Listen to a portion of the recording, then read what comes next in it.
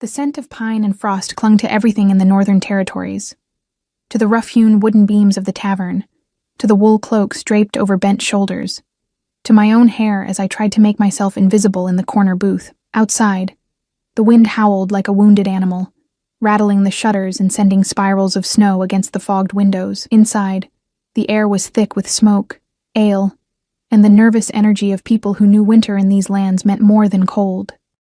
It meant isolation. It meant vulnerability. And tonight, it meant something worse. I pulled my hood lower, my fingers trembling as they gripped the chipped mug of watered-down cider. 3 years. 3 years since I'd run, since I'd made the most reckless decision of my young life, and then spent every day since trying to survive the consequences. 3 years of moving from village to village, using false names, dyeing my pale blonde hair darker when I could afford it, sleeping in barns and back rooms and anywhere that didn't require questions. 3 years of running from him. Did you hear? The barmaid's voice cut through my thoughts, sharp with fear. She was speaking to a group of trappers near the fire, her face pale in the firelight. They say the King's Guard passed through Milford yesterday, asking questions, showing a sketch. My blood turned to ice. What kind of sketch? One of the trappers asked, leaning forward. A girl, the barmaid whispered, glancing around as if the shadows themselves might be listening. Young, fair-haired. They say the Alpha King himself has ordered every village, every town searched. They say he's been hunting her for years. The mug nearly slipped from my hands. I set it down carefully, forcing myself to breathe, to think. Milford was 2 days' ride from here. 2 days. I'd thought I had more time. I'd thought this far north, this close to the borderlands where his authority thinned like morning mist, I might finally be safe. I'd been a fool. The memory crashed over me unbidden, as it always did when fear loosened the locks I kept on the past, the summer solstice festival. The capital city ablaze with lanterns and music and the wild, intoxicating energy of celebration. I'd been 18, newly of age, dragged there by my friend Clara, who'd insisted we deserved one night of freedom before life's responsibilities closed in. My family was poor. My father a woodworker, my mother dead since I was 12, and I'd never seen anything like the capital, the colors, the sounds, the sheer overwhelming aliveness of it all. And then I'd seen him. Even now, my skin remembered. The way he'd moved through the crowd like a force of nature, people parting without conscious thought. The Alpha King was young then, too, only 25. But he carried himself with an authority that made grown men drop their eyes. Dark hair, storm-gray eyes, a face carved from stone and shadow. He wasn't supposed to be there, not mingling with common folk, but the solstice was sacred, a night when old boundaries blurred. Our eyes had met across the square, and something in my world had shifted permanently off its axis. I'd tried to look away, tried to disappear back into the crowd. But he'd followed. And when he'd spoken to me, his voice low and rough as river stones, I'd felt it in my bones. We'd talked. God's help me. We'd talked for hours, moving through the festival like we existed in our own private world. He'd never told me who he was. He'd worn simple clothes, no crown, no guards visible. And I, naive and foolish, had believed I'd met someone extraordinary but ordinary enough to want me. When he'd led me away from the crowds, to a quiet inn near the Palace District, I'd gone willingly. When he'd kissed me with a hunger that made my knees weak, I'd kissed him back. When he'd laid me down on silk sheets finer than anything I'd ever touched, and made love to me with a gentleness that contradicted the raw power I could sense coiled beneath his skin, I'd given him everything. I'd woken at dawn to find him gone, and Clara shaking me frantically, her face white with terror. "Do you know who that was?" she'd hissed. "Do you have any idea what you've done?" That's when I'd learned the truth. The Alpha King. Unmated. Unwed. And I, common, powerless, nobody, had spent the night in his bed. Clara had dragged me out of the city before the sun fully rose. "They'll kill you," she'd said, her nails digging into my arm.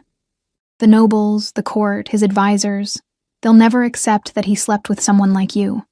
You're a liability, a scandal. You have to disappear." So I had. I'd run, and I'd kept running, even as weeks passed and my body began to change in ways that filled me with equal parts wonder and terror. even as I'd realized he'd left more than just memories behind. "Miss?" I jerked back to the present, finding the barmaid standing by my table, her expression cautious. "We're closing soon." "You have somewhere to go?"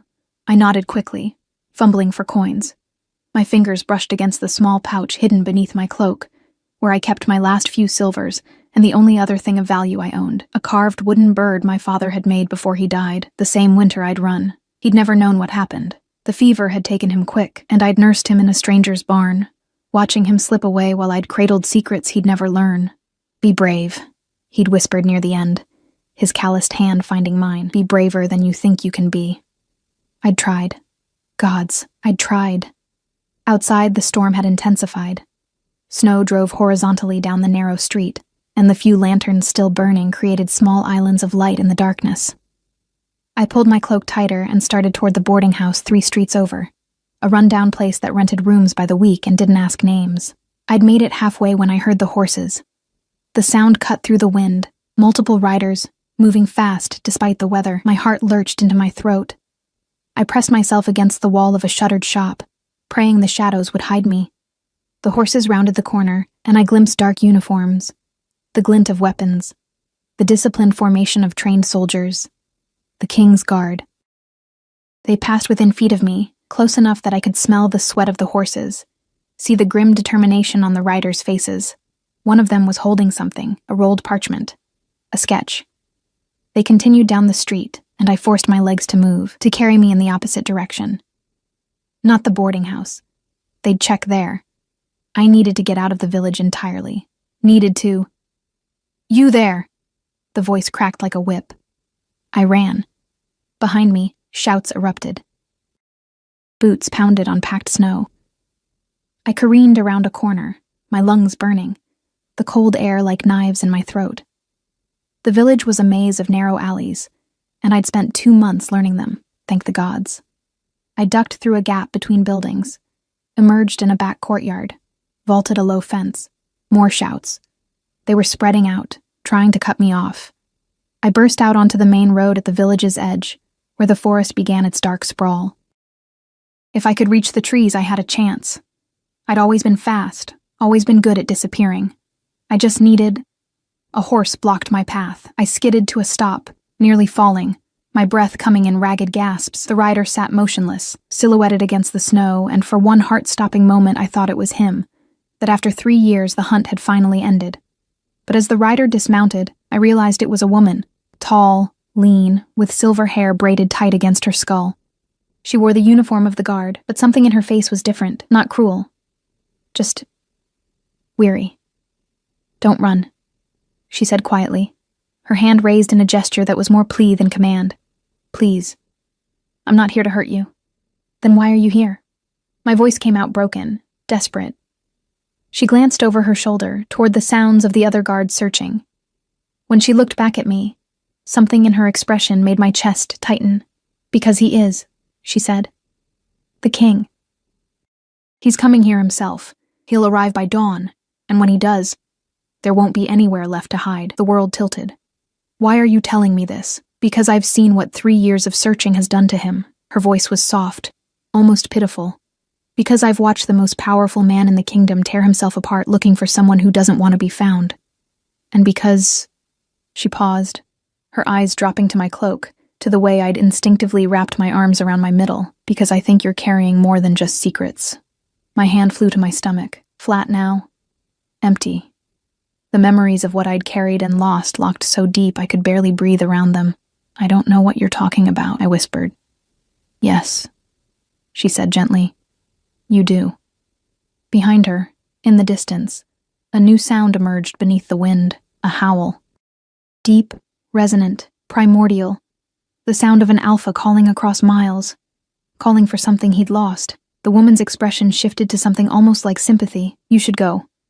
North, past the border, tonight. But know this." Her voice dropped to barely a whisper. "He will never stop looking. Never. And when he finds you..." She trailed off, shaking her head. "Just go."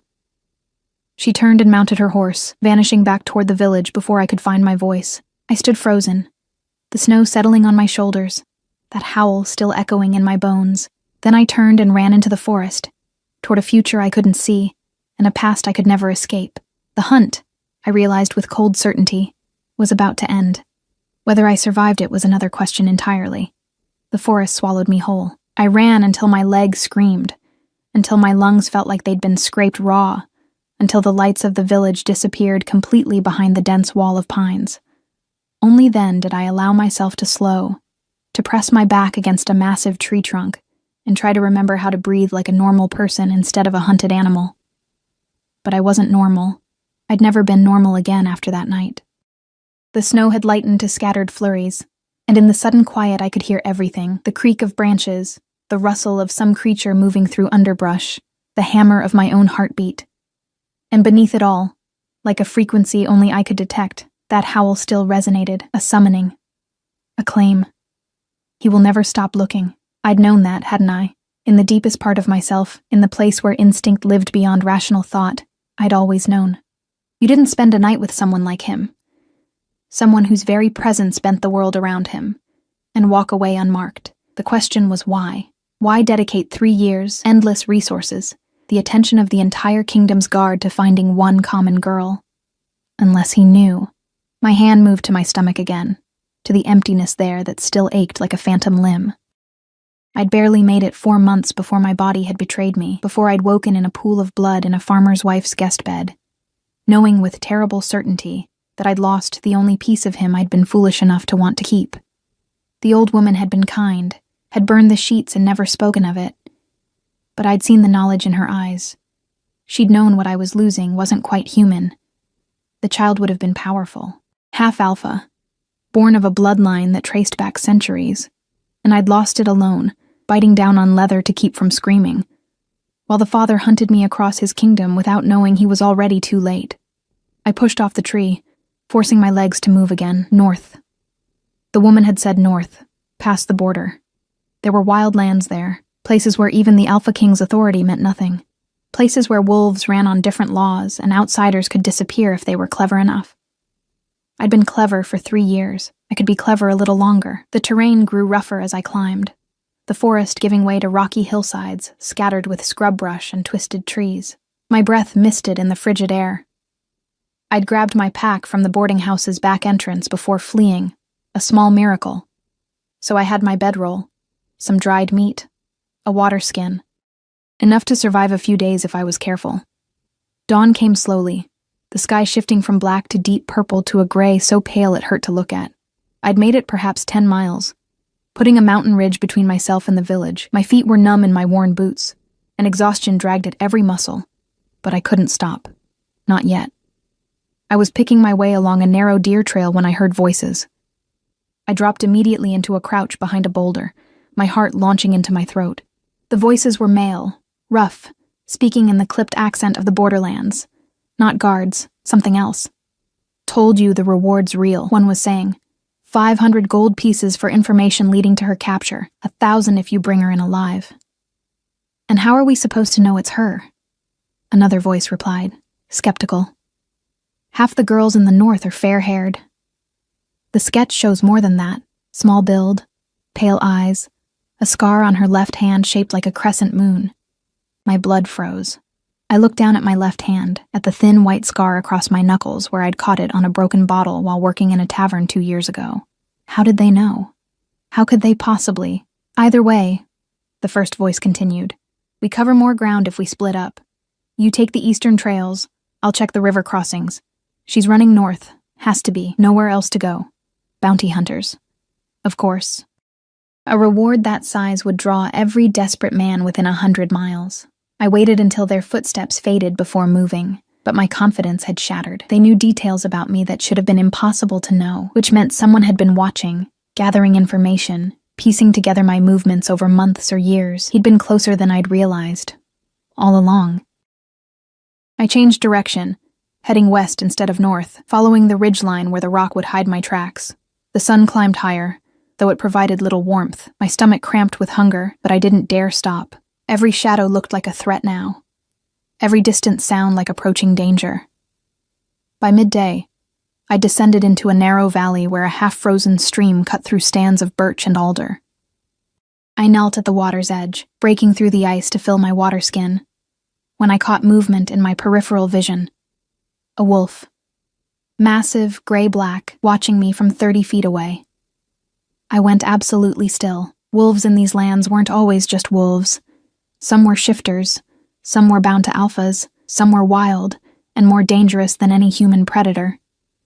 This one was huge, easily the size of a small horse, its eyes a pale gold that seemed to look straight through me. We stared at each other for a long moment. Then, slowly, it lowered its head. Not quite a bow, but something close, and melted back into the trees. A scout. It had to be. Reporting my position back to, I didn't let myself finish the thought. I just ran again, following the stream because it was the fastest route and because I was too tired to think strategically anymore. My body was running on pure adrenaline and fear, a combination that couldn't last forever. The stream led me to a settlement by late afternoon, though calling it that was generous. 3 buildings, maybe, clustered around a stone bridge, a trading post from the look of it, the kind of place where trappers and hunters brought their goods to sell. Smoke rose from a chimney, and the smell of cooking meat made my stomach clench painfully. I couldn't keep running without food, without rest. And if anyone was going to be sympathetic to someone fleeing authority, it would be people who lived this far from civilization by choice. I pulled my hood up and approached cautiously. The trading post's interior was dim and cluttered, every surface covered with pelts, tools, dried herbs, and things I couldn't identify. A man stood behind a rough wooden counter, older, weathered, with the look of someone who'd seen too much to be easily surprised. "Help you?" His voice was neutral, but his eyes were sharp. "Food," I said quietly. "Whatever you can spare. I can pay." He studied me for a long moment, and I saw the calculation there, saw him noting my exhaustion, the quality of my cloak despite its travel-worn state, the way I kept one hand on the knife at my belt.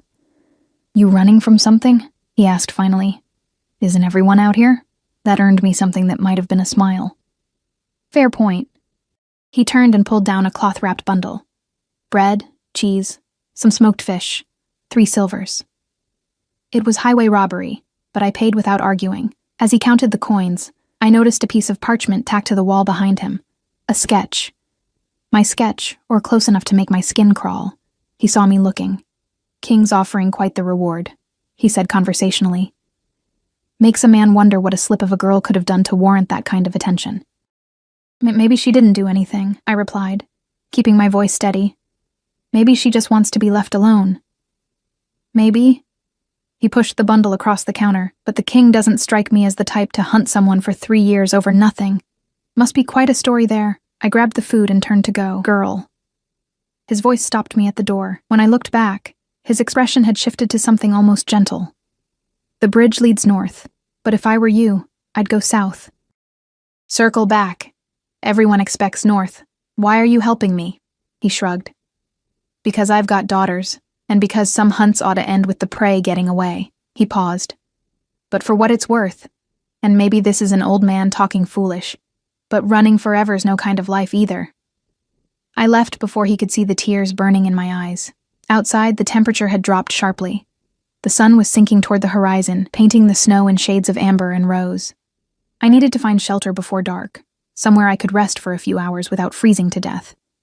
There was a trapper's cabin, the old man had mentioned, about 2 miles south, abandoned since last spring, when its owner had apparently gotten drunk and wandered off into a blizzard. It would be cold, but it would be walls and a roof. I found it just as true darkness fell.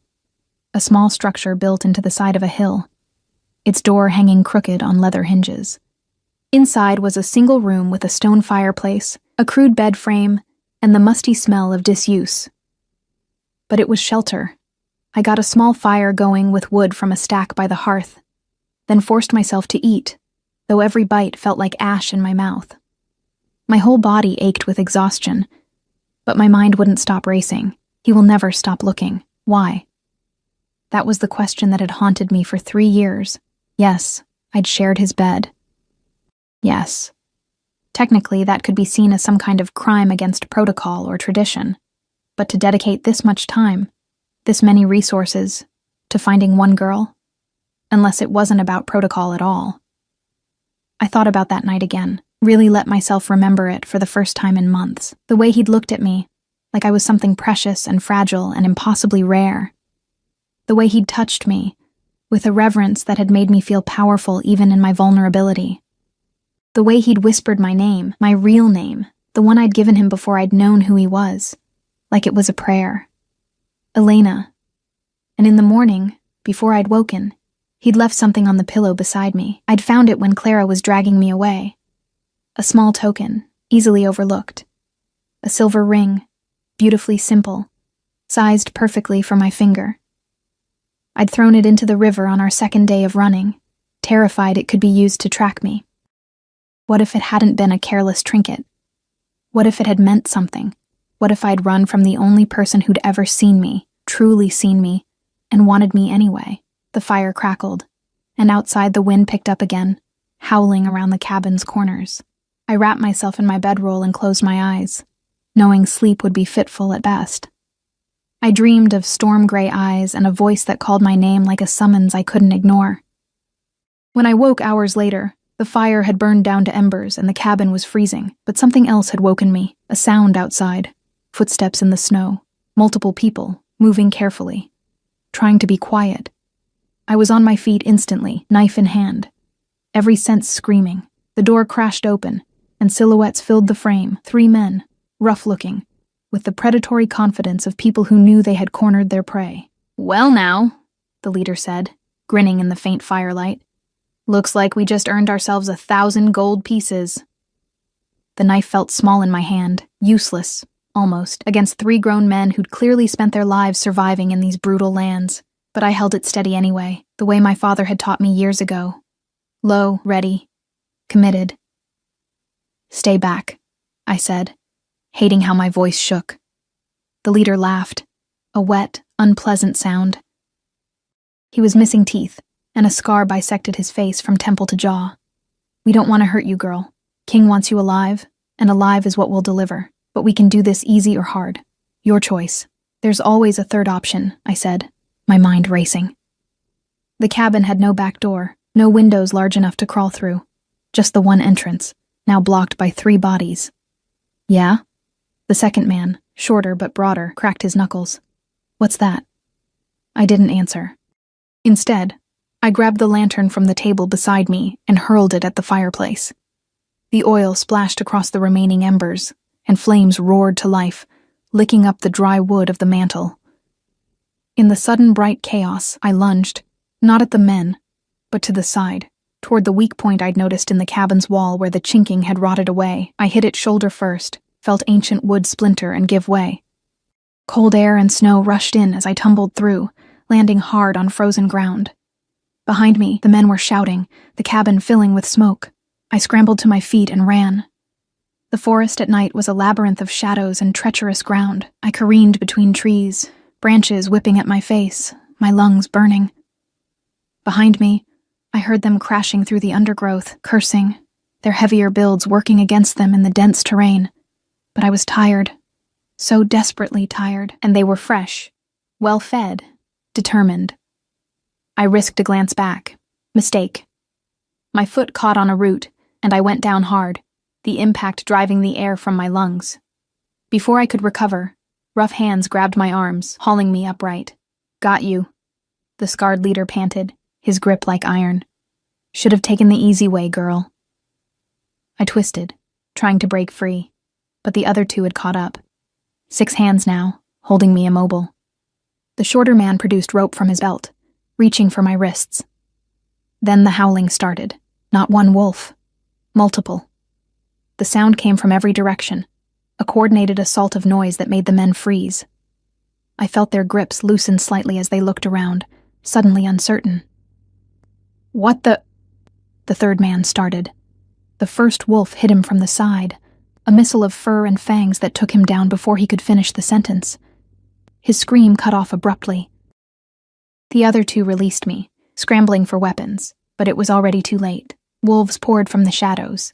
5, 6, 7 of them, not wild animals, shifters. I could see it in the intelligence in their eyes, the calculated way they moved. They circled the remaining bounty hunters with predatory grace, growling low, showing teeth that gleamed in the moonlight. The scarred leader had his knife out, turning slowly, trying to track all the threats at once. "We're just doing a job," he said, his voice high with fear. "The king's job. You attack us, you're attacking him." The largest wolf, the gray-black one I'd seen by the stream, stepped forward. Even on 4 legs, it was massive, its shoulders level with my chest. It looked at the man for a long moment, then shifted its gaze to me. Those pale gold eyes held a question. I didn't understand it, but I nodded anyway. Some instinct deeper than thought. The wolf turned back to the men and snarled, a sound that promised violence. The bounty hunters looked at each other, then at their companion who lay unconscious, or worse, on the ground. The calculation was clear on their faces. No amount of gold was worth this. They ran. The wolves watched them go, then, one by one, melted back into the forest, all except the large gray-black one. It approached me slowly, cautiously, stopping just a few feet away.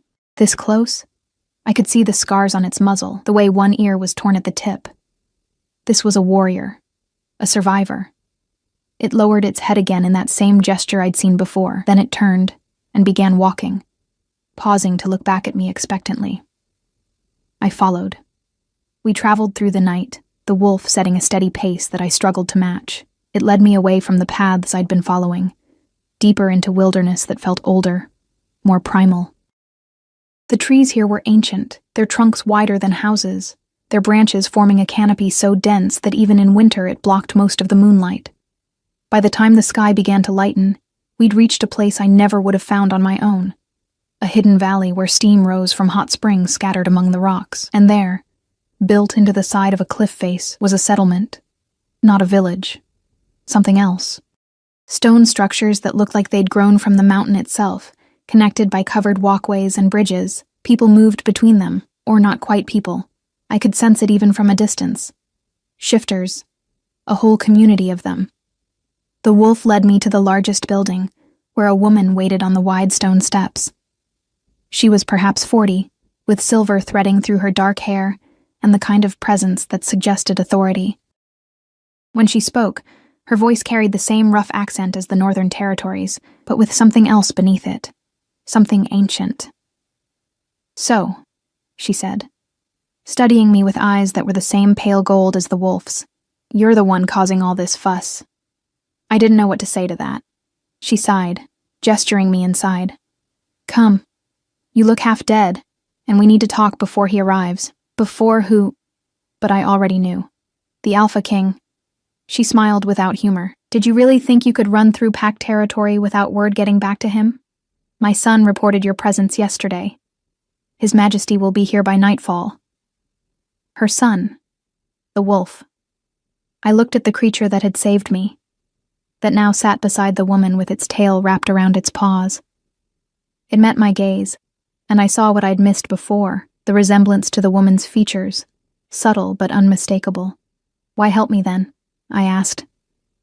"If you're just going to turn me over?" "Because I wanted to see for myself what makes you worth 3 years of obsession." She turned and walked inside, clearly expecting me to follow, and because the story he tells himself might not be the whole truth. Inside, the building was warm and surprisingly comfortable. Carved wooden furniture, woven rugs, a fire burning in a central hearth. The woman gestured to a chair and poured 2 cups of something that smelled like herbs and honey. "My name is Vera," she said, settling across from me. "I'm the leader of this pack. We're independent, you might say. We acknowledge the Alpha King's sovereignty, but we govern ourselves, which gives me certain freedoms, including the freedom to ask uncomfortable questions." I wrapped my hands around the warm cup, letting the heat seep into my frozen fingers. "What questions?" "Why did you run?" Vera leaned forward. "The morning after the solstice. You knew who he was by then, yes? So why not stay?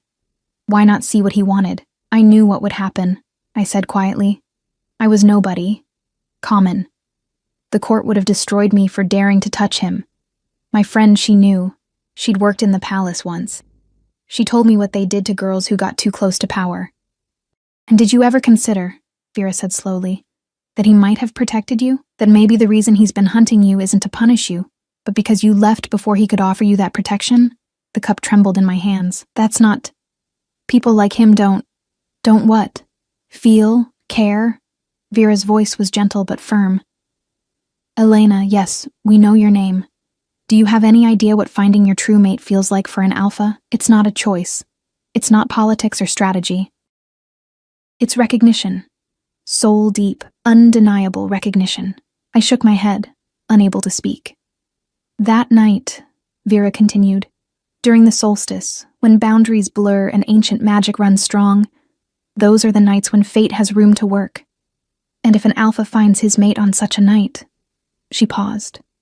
The bond forms whether you want it to or not. Whether you understand it or not. He never said anything, I whispered. He just... left. Because he probably went to make arrangements, to prepare the court, to ensure your safety before bringing you forward. Vera's expression softened, and then you vanished. Can you imagine what that did to him? Feeling that bond snap across distance, knowing his mate was running from him, I thought about the howls I'd heard, the desperate, searching quality in them. I lost something too, I said, the words escaping before I could stop them. 4 months after, I couldn't finish, but Vera's sharp intake of breath told me she understood. Oh, child, she breathed. Does he know?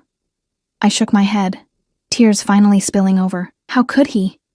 I didn't even know I was pregnant until I was losing it, and I was alone and scared, and I thought it was punishment for being so foolish. Vera was across the space in an instant, pulling me into an embrace that smelled like pine and wood smoke and something indefinably comforting.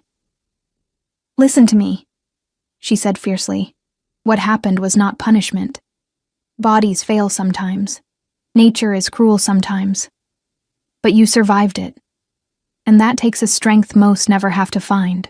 I sobbed against her shoulder, 3 years of grief and fear and loneliness finally breaking through the walls I'd built. She held me through it, this stranger who had no reason to care, until the tears finally slowed. What do I do? I asked when I could speak again. When he comes? You tell him the truth, Vera said simply. All of it. And then you let him tell you his truth. And maybe, you both stop running from something that was meant to be. And if the court, Vera said, her voice hardening, answers to him, not the other way around. Never forget that. He's not just an alpha. He's the alpha. And if he chooses you, no one will dare stand against it. The question is whether you're brave enough to let yourself be chosen. Be braver than you think you can be. My father's words, echoing across years and grief. I spent the day in a small room Vera provided, bathing in water heated by the hot springs, eating real food for the first time in days. Someone, Vera's daughter, I learned, brought clean clothes that actually fit. They treated me like a guest, not a prisoner, though I noticed the guards posted discreetly outside. As the sun began to set, painting the valley in shades of gold and crimson, Vera came to get me. He's here, she said. And Elena, whatever happens next, remember, you have survived everything so far. You'll survive this too. She led me to a great hall carved from the mountain itself, its ceiling open to the sky where the first stars were beginning to appear. Torches lined the walls, and pack members stood in a loose circle, their expressions curious but not hostile.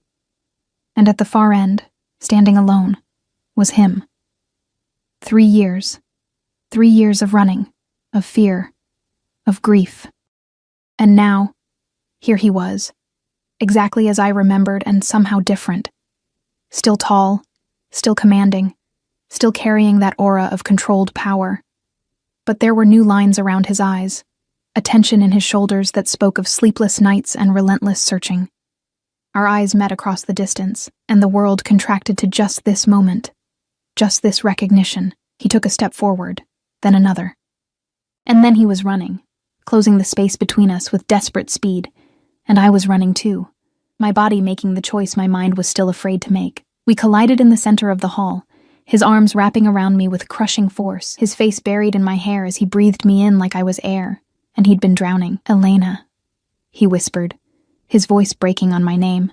Elena, Elena, Elena.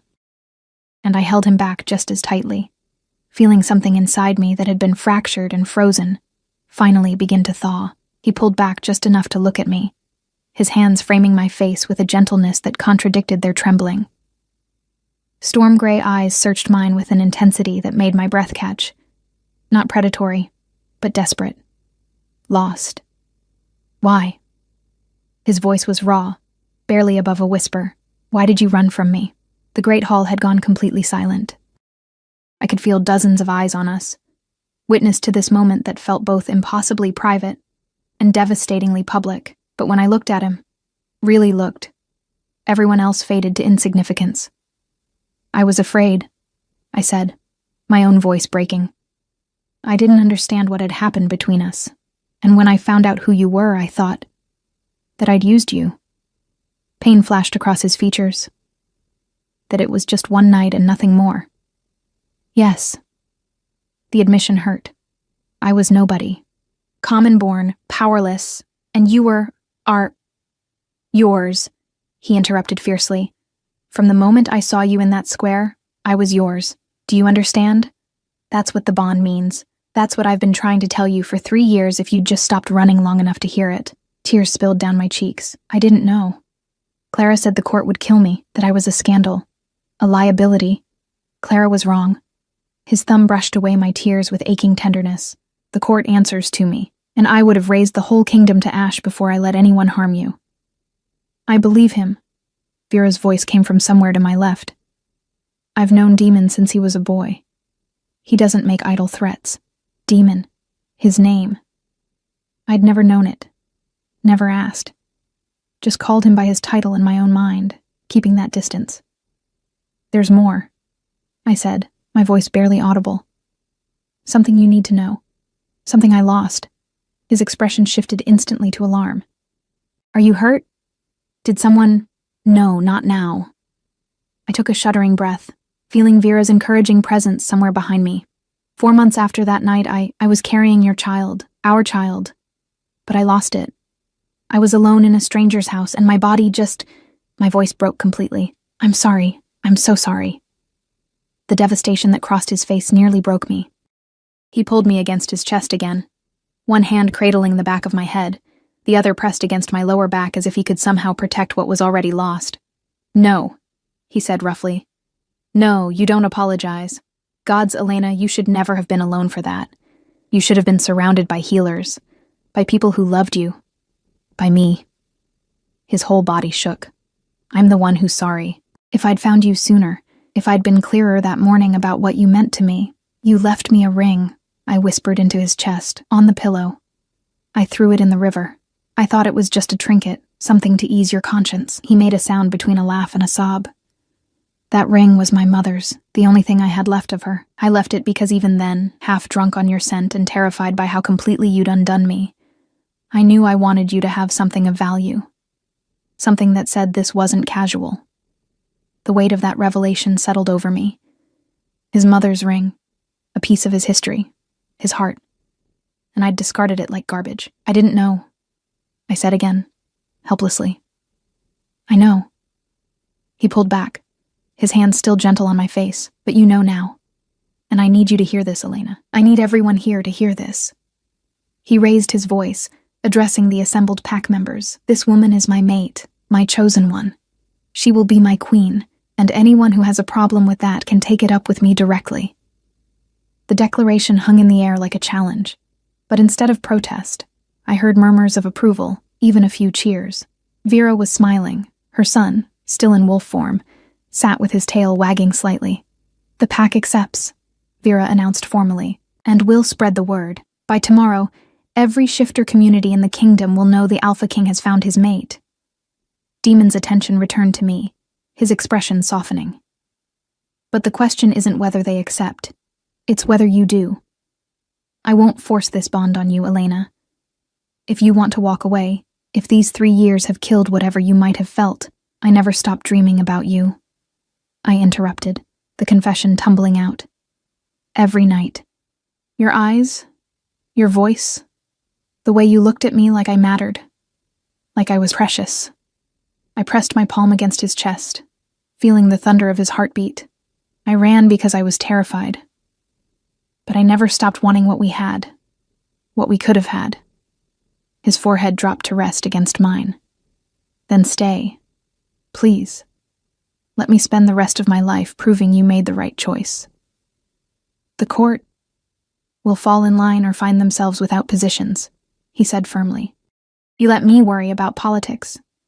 You just worry about whether you can forgive me for not finding you sooner. There's nothing to forgive, I said. We were both lost, but maybe we're found now. He kissed me then, soft and careful, like I was something that might break. When he pulled back, his eyes were bright with unshed tears. Come home with me. Let me show you the life we should have started 3 years ago. Home. The word terrified and tempted in equal measure. Okay, I whispered. Okay. The journey south took 3 days. Demon had brought a small contingent of guards, including the silver-haired woman who'd warned me in the village. Her name was Iris, and she was captain of the King's Guard, and she apologized profusely for frightening me.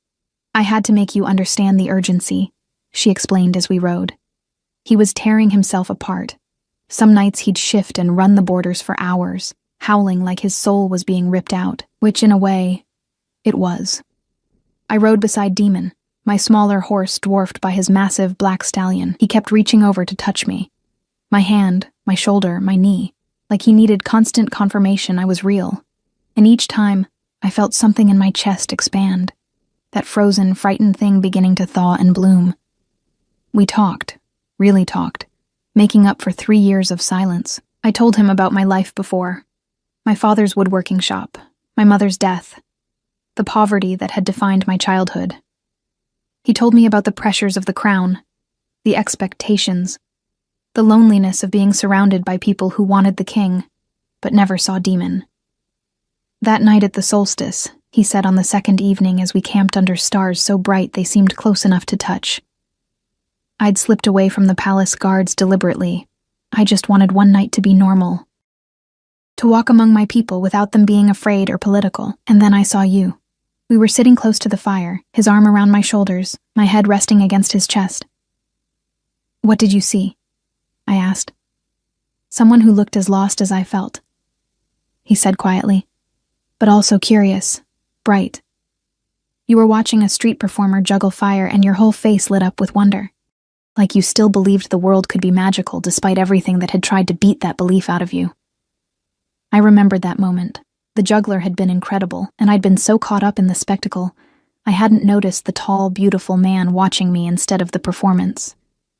You smiled at me, I said, and I forgot how to breathe. I felt the bond snap into place right then, he admitted. The stories say you'll know your mate instantly, that recognition is like lightning. But I didn't expect it to be so complete, so consuming. One look, and I knew I'd spend the rest of my life trying to make you smile like that again. You're doing a decent job so far, I murmured, and felt his chest shake with quiet laughter. By the third day, we could see the capital in the distance, a sprawling city of white stone and soaring towers, so much larger and grander than I remembered from my panicked flight 3 years ago. As we drew closer, people began to line the roads, word of our arrival having spread ahead.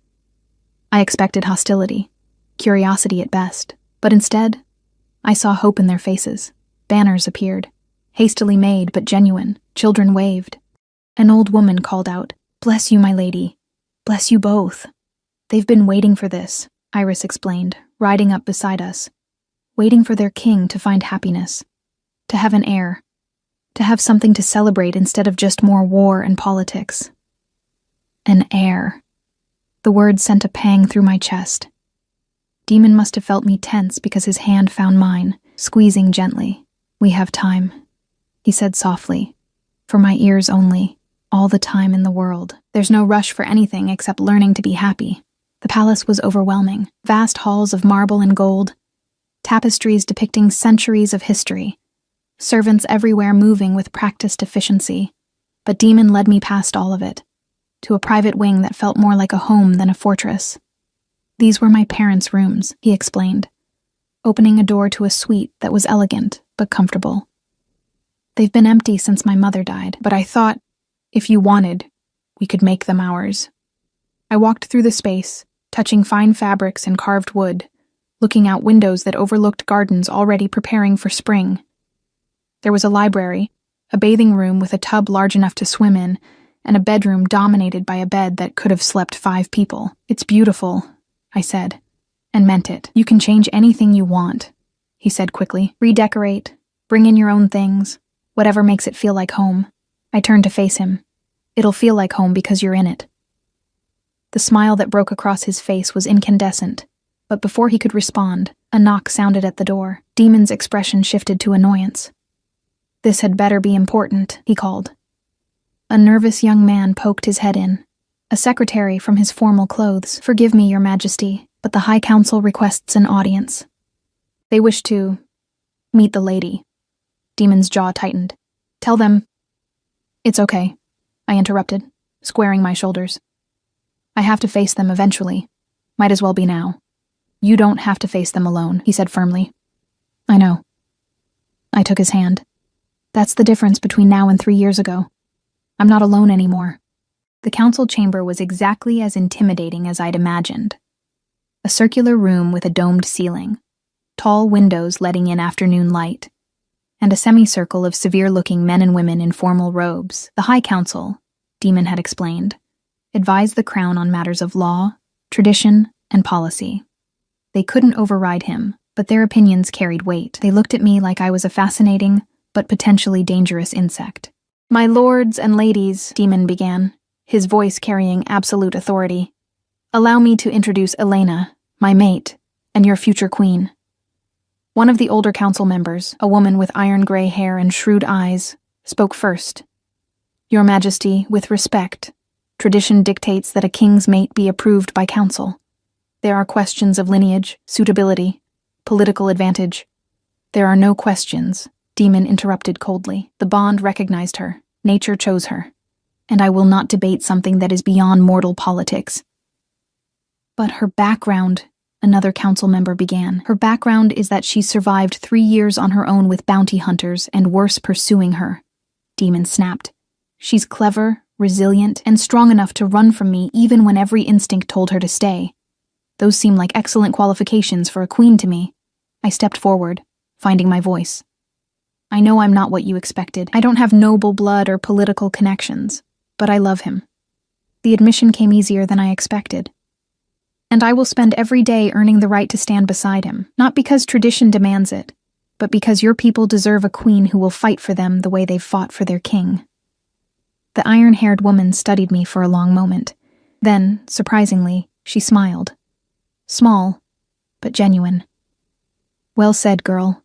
Perhaps there's more to you than breeding after all." She turned to her fellow council members. "I vote we accept the king's choice. Anyone wish to oppose?" Silence answered her. One by one, the council members bowed their heads in acceptance.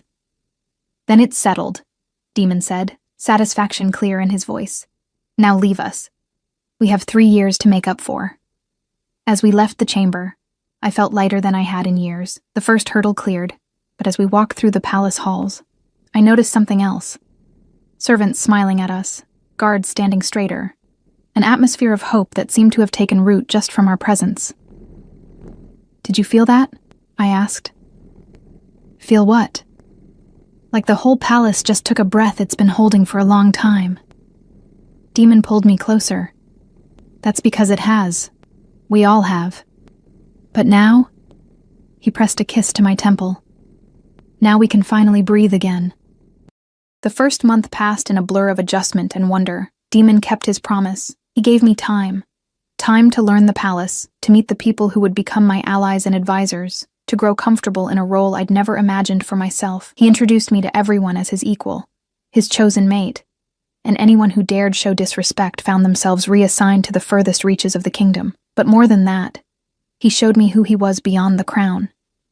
The man who liked to read late into the night, who had a weakness for honeycakes from the kitchen, who sometimes woke from nightmares about the responsibilities crushing him. The man who held me like I was the only thing keeping him anchored to the world. And slowly, carefully, I let him see all of me too, the scars from my years of running, the grief I still carried, the fears that sometimes woke me gasping in the dark. He met every vulnerability with patience, every confession with acceptance. We were healing each other, learning that love didn't have to be a lightning strike. It could also be the slow, steady building of trust and tenderness. Spring arrived. transforming the palace gardens into riots of color.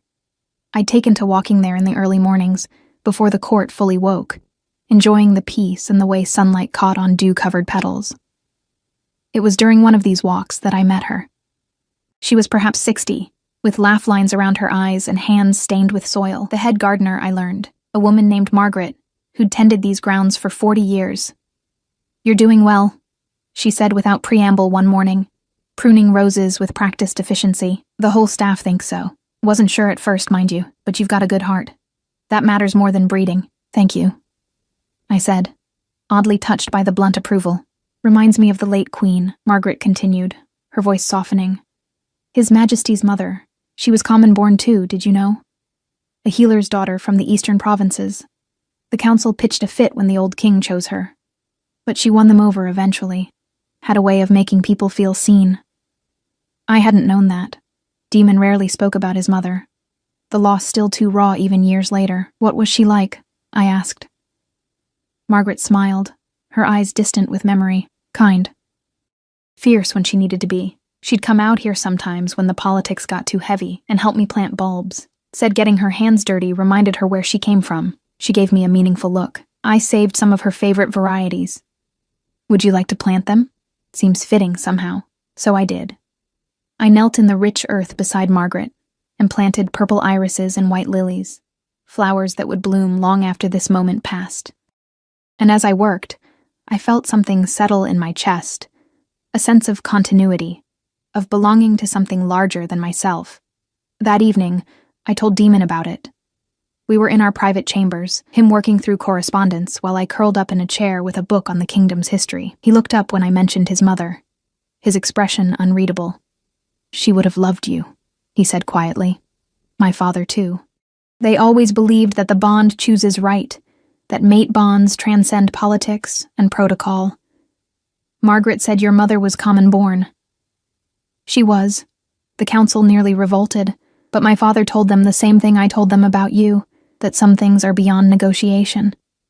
He set aside his papers and crossed to where I sat, kneeling beside my chair. "Do you know what she told me right before she died?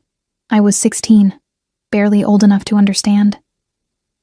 I shook my head, threading my fingers through his hair. She said, "When you find her, your mate, don't let anything stop you. Not duty, not tradition, not fear. Because that bond is the one thing in this world that's purely yours, the one choice the crown can't take away." His voice roughened. I didn't understand then, but when I saw you in that square, when I felt that recognition, I knew exactly what she meant. I pulled him up, into my arms, holding him while he pressed his face against my neck and just breathed. These moments, when the king disappeared and only Demon remained, were the ones I treasured most. "I want to do something," I said after a while, "something to honor her and to help people like I used to be. The ones who fall through the cracks." He pulled back, curious. "What did you have in mind?" "A foundation. For people who need help but have nowhere to turn. Food, shelter, job training, medical care, funded by the crown, but run by people who understand what it's like to struggle." The smile that spread across his face was brilliant. "You're going to be an incredible queen." "I haven't been crowned yet," I pointed out. "Details." He waved a hand dismissively. "We can fix that." And he did. 2 months after my arrival, on a warm spring day when the whole kingdom seemed to vibrate with anticipation, I was formally crowned queen. The ceremony was overwhelming. Ancient rituals and formal proclamations, the weight of the crown itself a physical reminder of responsibility. But when Demon took my hand and faced the assembled crowd, when he proclaimed me his mate and queen before thousands of witnesses, I felt something profound shift. I wasn't running anymore. I was home. The celebration lasted 3 days. The city transformed into one massive festival, with food and music and dancing in every square. Demon and I moved through the crowds, accepting well wishes and blessings, and I saw the genuine joy in people's faces. They weren't just celebrating a coronation, they were celebrating hope, the promise of continuity and new beginnings. On the 3rd night, exhausted but happy, we finally retreated to our chambers. I kicked off the impossibly uncomfortable formal shoes and collapsed onto the sofa with a groan. Remind me never to wear those again. I muttered. Demon laughed, the sound rich and warm. He'd shed his own formal attire for simple clothes, and he looked younger like this, unburdened. I'll have them burned if you like. Tempting? I watched him pour wine, noting the easy grace in his movements. Can I ask you something? Anything. Do you ever regret it? Choosing me? All the complications I've brought? He crossed to me, setting down the wine to take my hands in his. Elena, you didn't bring complications. You brought light. Purpose. A reason to be more than just the crown. His thumbs traced circles on my palms. Before you, I was going through motions, doing my duty but feeling hollow. And then you appeared, and suddenly everything had color again. Had meaning. Even when I ran? Even then. Because at least I knew you existed, that somewhere in the world was someone who made me feel alive. He lifted my hands to his lips, kissing each knuckle gently. I would choose you 1,000 times over. In every life, in every circumstance, you're not a complication. You're the solution to a question I didn't know I was asking. I pulled him down beside me, kneading him close. I love you, I said, the words coming easier each time. I should have said it sooner, but I was still learning how, learning to trust this. I know. He kissed my forehead, my cheeks, finally my lips, soft and sweet and full of promise. And I love you, more than I have words for. We stayed like that for a long time, wrapped in each other and the quiet contentment of simply being together. Outside, the celebration continued. But in here we had our own small world, built from patience and understanding, and the kind of love that survives even when everything tries to tear it apart. Summer arrived, bringing with it new challenges and opportunities. The foundation I'd proposed became reality, with Margaret's daughter, a sharp-minded woman named Sarah, agreeing to run it. We opened 3 centers in the capital alone, offering services to anyone who needed them, no questions asked. The council grumbled about the cost, but Demon shut them down efficiently. The Queen's Foundation is not up for debate, he'd said, his tone brooking no argument. If you have concerns about the budget, find the money elsewhere. This happens. I also began sitting in on council meetings, learning the intricacies of governance. At first, some members clearly resented my presence, saw me as an interloper playing at politics. But I learned quickly, asked sharp questions, and more than once caught details they'd missed. Gradually, grudgingly, they began to respect me. Iris became an unexpected friend. The guard captain had a dry sense of humor and zero patience for nonsense, and she took it upon herself to teach me self-defense. You ran for 3 years, she said during one of our training sessions. But you should never have to run again. Next time someone threatens you, you break their nose. Noted, I said, wiping sweat from my forehead. You've gotten stronger, she observed. Not just physically. You carry yourself differently now. She was right. Somewhere between that terrified girl fleeing the capital and now, I'd found steel in my spine.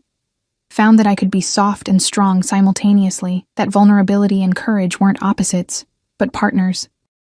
Autumn brought news that made my heart race with equal parts terror and hope.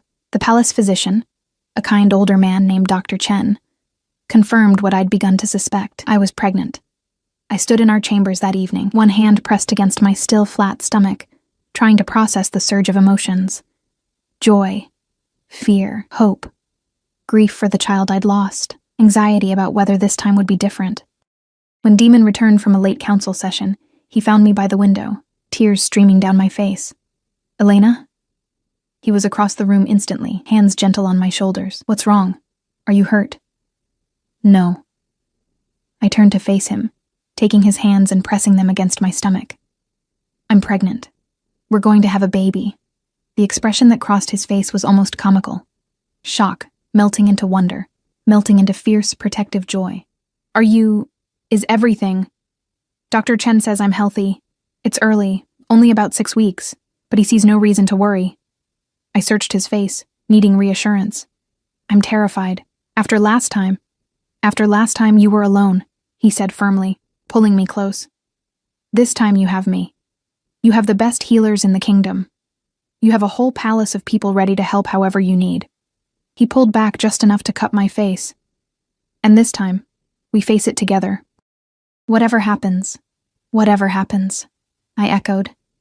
and felt some of the fear ease. The pregnancy progressed slowly, carefully. Dr. Chen monitored me constantly, and Demon hovered like a worried hen, driving me slightly crazy with his protectiveness. But beneath my exasperation was profound gratitude. He'd been right. I wasn't alone this time, and that made all the difference. Winter returned, bringing the anniversary of my arrival. 1 year since I'd stopped running. I marked it by visiting Vera's pack, bringing gifts and news. The journey was slower with my growing belly, but Demon refused to let me go without him. Vera greeted us warmly, her eyes going immediately to my obvious pregnancy. "Well now," she said, grinning. "Looks like fate's getting a second chance." "Thanks to you," I said, embracing her. "If you hadn't given me the courage to stay, to face him, you would have found it eventually," she interrupted. "I just helped you find it a bit sooner." She looked at Demon. "You're treating her well, I hope." "Better than I deserve," he said solemnly, though his eyes danced with humor. We spent 3 days with the pack, and I watched Demon relax in ways he never quite did at court. Here, among people who saw him as both king and simply Demon, he could breathe. And I realized that these connections, these relationships beyond politics, were what would sustain us through whatever came next. Spring arrived again, bringing with it new life. My labor lasted through one long night and into the next day, with Demon never leaving my side, despite Dr. Chen's suggestion that he wait outside. "Not a chance," he'd said, holding my hand through each contraction. "We do this together, remember?" When our daughter finally arrived, screaming and perfect and impossibly small, I watched Demon cry openly, cradling her with a reverence that made my heart ache. She had his dark hair and my pale eyes, and when she wrapped her tiny hand around his finger, I saw his expression transform into something transcendent. "Hello, little one," he whispered. "I'm your father, and I promise,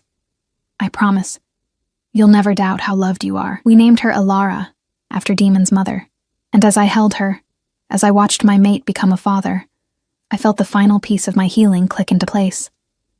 The grief for the child I'd lost would always be there, a tender spot in my heart, but it no longer defined me. This did. This moment, this family, this love we'd built from broken pieces and impossible odds. The kingdom celebrated for a week. Banners appeared proclaiming the birth of the heir, and gifts poured in from every corner of the realm. But my favorite moment came late one night, when it was just the three of us. Demon held Alara while I rested, singing softly, an old lullaby his mother had sung to him. "You know," I said quietly, 4 years ago I never could have imagined this, any of this. 4 years ago I was searching for something I couldn't name," he replied, not looking up from our daughter. "And then I found you, and everything made sense, even when I ran, even then. Because it meant when you finally stopped running, when you finally chose us, it was real. Not forced by circumstance or tradition, but genuine choice." He looked up, his eyes bright in the candlelight. "You chose me, Elena, even after everything. That's worth more than any crown." I reached for his hand, linking our fingers. We chose each other. That's the point. Outside, spring rain began to fall, gentle and cleansing. Inside, our daughter slept peacefully, dreaming whatever dreams newborns have. And I thought about the girl I'd been, terrified, running, convinced she deserved nothing but shadows and scraps. That girl had been wrong. She deserved this all along. Love, safety, a place to belong. She just hadn't been ready to believe it yet. But now, I believed. In this love, in this family, in the future we'd build together. Not because it was perfect, nothing ever was, but because we'd fought for it, because we'd chosen each other even when it would have been easier to walk away. And that, I'd learned, was what made something worth having. Not the ease of it, but the commitment. The daily choice to stay, to love, to build something meaningful from whatever pieces life gave you. Demon must have read something in my expression because he smiled, soft and knowing. "What are you thinking?" "That I'm home," I said simply. "Finally, completely home." "Yes," he agreed, his voice rough with emotion. "You are. We all are." Ma. And as the rain continued its gentle percussion against the windows, as our daughter slept, and my mate held us both like we were the most precious things in his world, I let myself rest, let myself stop waiting for the other shoe to drop. for fate to snatch this happiness away. This was real. This was mine. This was us. And it was more than enough. It was everything. Years would pass. Ilara would grow into a fierce, bright child who inherited the best of both her parents. We'd have 2 more children, a son named Marcus, and another daughter we called Lily. The foundation would expand to every major city. The kingdom would face challenges, threats from outside, political tensions within, but we'd face them together, Demon and I, partners in every sense. But in this moment, in this quiet spring night with rain falling and our first child dreaming peacefully, none of that mattered. What mattered was that we'd found each other. That against all odds, through fear and flight and 3 years of searching, we'd ended up exactly where we were always meant to be, together. And that was the truest magic of all. Not the bond that fate had given us, but the choice we made every day to honor it. To build a life that was messy and complicated and absolutely beautiful. To be brave enough to love even when it terrified us. My father had told me to be braver than I thought I could be. Looking at my family, at the impossible gift I'd been given, I thought maybe I finally had been. And I would spend the rest of my life being grateful for that courage. For the moment, I stopped running and started living. For the moment, I chose love.